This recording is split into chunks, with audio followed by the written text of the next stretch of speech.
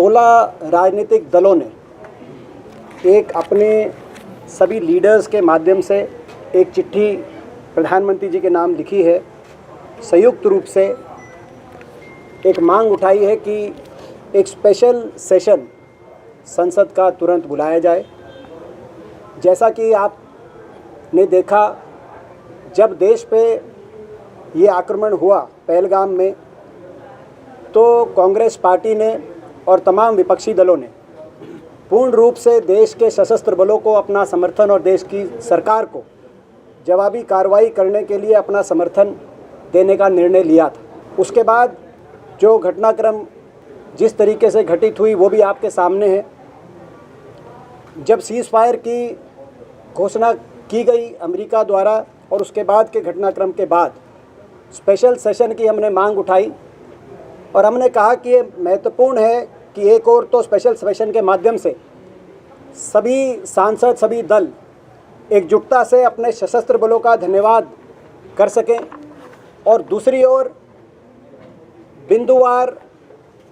पूरी घटनाक्रम पर सरकार अपनी बात रखे।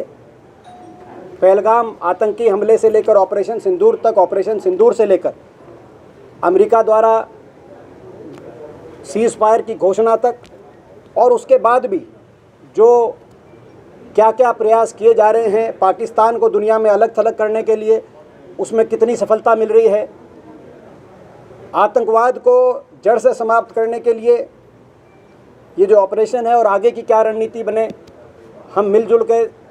संसद में उस पर बहस करें, चर्चा करें और देश हित में वो रणनीति को आगे बढ़ाने का कार्य करें। इस भावना के साथ ये मांग की गई थी और इस लेटर में भी यही कहा गया है कि हमने समर्थन भी दिया। और अब जबकि देश की सरकार अलग अलग दुनिया की राजधानियों में अपनी बात रख रही है, तो देश की संसद के सामने भी सारी बात रखे, क्योंकि 140 करोड़ लोगों की भावनाएं हमारी संसद ये लोकतंत्र से जुड़ी हुई। इस भावना को आगे बढ़ाते हुए आज ये चिट्ठी हमारे दलों के नेताओं के माध्यम से लोकसभा में नेता विपक्ष आदरणीय राहुल गांधी जी और सभी दलों के नेताओं ने इस चिट्ठी के माध्यम से इस मांग को दोहराया है और साथ ही सभी सांसदों के तरफ से भी